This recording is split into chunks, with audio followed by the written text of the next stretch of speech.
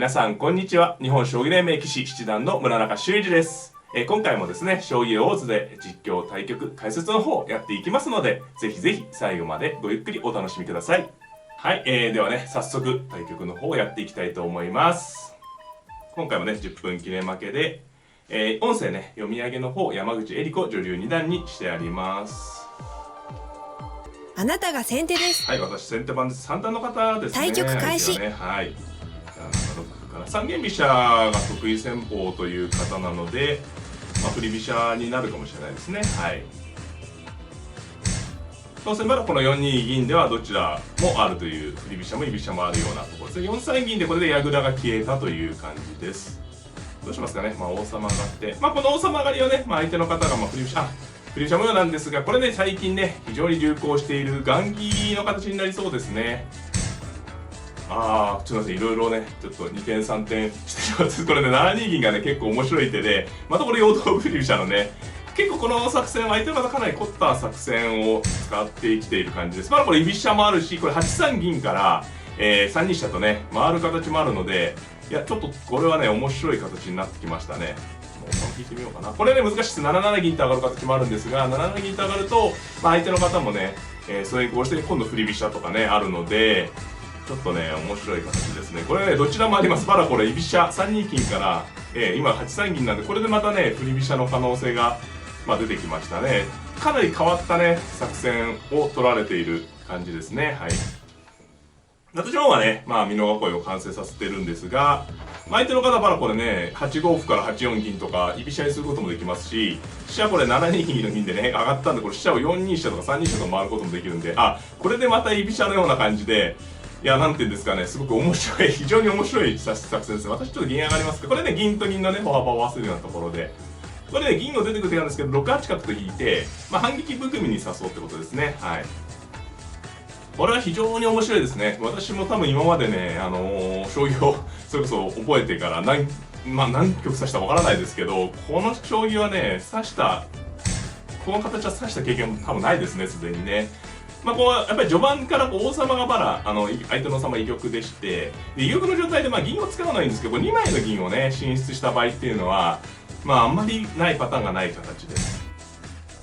で、この7四の今ね、2二飛車で振り飛車になったんですけど、7四の銀が、かなり上ずったというかね、形になっているので、私の方も結構固まってるんでね、もうできればもう積極的に動く手も考えたいというところですね。で、6二玉で相手の方は居玉をね、最初してきました。でもちょっとおとなしく指してますかね。動く手もあるところで3五歩同歩同角とかね、やっていく手もあるところですね。はい。で、今銀を下がって、これですとね、ちょっとおとなしい感じの将棋になりましたね。どうしますかね。いや、難しいですよ。王様上がってこっち行きましょう。じゃあ6六歩でね、厚みを築いていきますかね。これでね、4枚のね、非常に硬い、囲いが出来上がりました。どうしましょうかね。これね、王様は硬いんですけど、この後ね、どう進展させていくか。端詰めてるのがね、相手の方のね、主張になってくると思うので、じゃあさらに穴熊に囲ってみますかね。これね、このまま戦っても十分硬いんですけど、さらに銀冠穴熊と呼ばれる形にね、発展させていきます。銀を引いてね。居飛車穴熊。居飛車穴熊ですけど、銀冠穴熊に近いような形ですね。結局いろいろ駆け引きあったんですが、最終的には居飛車対居飛車穴熊対振り飛車というね、形になりましたね。はい。さあ、ここからですよね。この形で完成するか、もうちょっと固めるか。固めるなら8六から8七銀。もうちょっと固めてみますかね。難しいです。この辺でも3八飛車とか動くても非常に有力なので、どちらがいいか難しいところですね。そうですね。自分の方は駒組みを進めると、相手の方にもね、なんですか、相手の方の手も進むというところがあるので、はい。で、4五歩ですか。これ5四銀からね、動いてくる可能性がありますね。金上がりますかね、でも。5四銀からね、6五歩と角を使ってね、動いてくる可能性が、金が先でした。これでは一応私の銀冠穴熊が完成して、銀冠ぶり対銀冠穴熊のね、形になりました。非常にね、駆け引きがあったんですけれども、結果的にはね、振り飛車対居飛車穴熊の勝利になったということですね。で、こちらの方はね、金銀4枚で固めている穴熊なんですけれども、相手の方このね、銀がね、今5四に出てきたので、銀がね、5四に使ってきたというのが一つのポイントになりますね。さあ、どうしますかね。角を上がって一旦そうですね、6筋を受けてますかね。今6五歩とね来る形があるので角を上がってね、ここの6六の地点をね補強しました。それでもね動いてきましたね。この時に歩を打って、角金が並んでるんでね、同銀と動かれないよっていうことです。でこの1六歩は、3七桂と私の方活用したいんですけれども、3七桂と活用した時に、1五角とね、桂を狙ってくる筋があるので、一旦こう1六歩と突くことで、次にね3七桂と飛びやすくすると。で、居飛車穴熊っていう作戦はですね、非常に王様が硬くてね、見てみるからにこう3枚、4枚で囲ってる硬いんでいいんですけれども、また歩を打ってきましたね。硬くていいんですけども、やっぱ攻撃力がね、今度桂できましたね。これはちょっと大胆な手ですね。銀で来ると歩打ってね、同じような感じ。これ1個引いて。さあ、これでこの6五の桂をね、がどうなるかっていう形になってきましたね。次に6六歩と打つとね、自然にこう桂馬が取れる形なので、6六歩から6五歩とね、桂馬が取れると、何せね、この6六桂ってのはもともとこの玉側にある桂ですから、桂得なんですけどもね、普通のなんていうんですか、こう、例えば2一の桂っていうのは攻め側の桂でね、この桂馬はある程度取られてもっていうところあるんですけど、玉側の桂をね、歩で取られてしまうと、非常にね、バランスが、局面のバランスが崩れるので、この桂馬をね、相手の方としてはこのまま取られるとかなり厳しくなりますね。逆に私もこの桂に威張られちゃうとね、あまり嬉しい展開と言えないので、今この6五の桂をめぐったね、戦いにこの後なりそうです。ちょっと戻るんですけどね、この前に6五歩と打ったところでね、6五歩同桂とね、かなり積極的な手で、その手をやらなければ、こうはならなかったというところですね。はい、取ります。これで4二飛車とか使ってくるって感じですかね。一応私はね、これ3七角っていう手が王手になるのがね、こう3七角っていうのが王手になるのが一応狙いなんですね。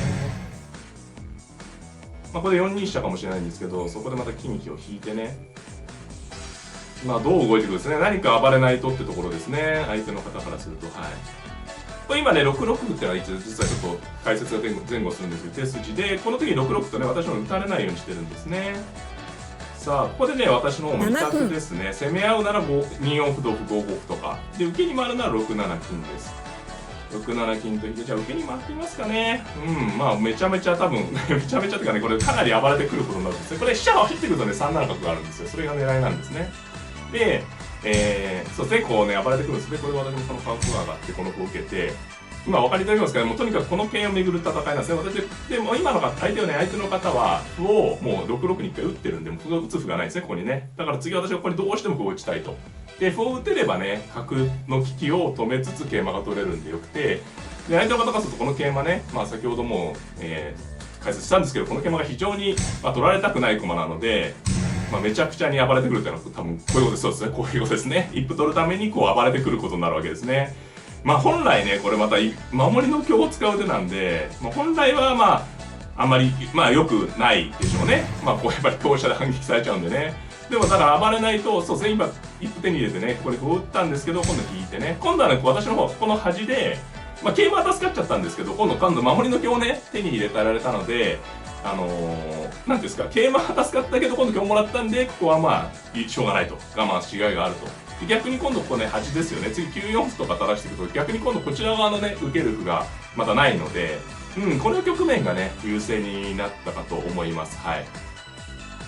ちょっとね、歩切れっていうのはね、これ将棋で歩切れっていうのはね、非常に厳しいんですよ。例えばこれ今歩垂らすの、これね、めちゃめちゃ厳しいです。こう、歩があればね、9二歩と受けると、受けれるんですけれども、そうですね、投了になりましたね。はい。ありがとうございました。はい、いかがだったでしょうか。今回はですね、将棋ウォーズの、実況、対局、解説の方をお届けいたしました。次回ですね、解説編をお届けしたいと思うんですけれども、ご視聴の方、ちょっとお気づきのね、方もいらっしゃると思いますね。はい、こちら、実は村チャンネルの方のですね、大盤を実は今回ね、導入いたしました。でですね、次の解説編はですね、こちらの大盤を使ってよりゆっくりね、詳しく解説していきたいと思っておりますので、ぜひぜひね、そちらの方もご覧いただければなと思っております。はい、この番組が良かったなという方は、グッドボタンを、チャンネル登録の方もぜひぜひよろしくお願いいたします。それではまた、さようなら。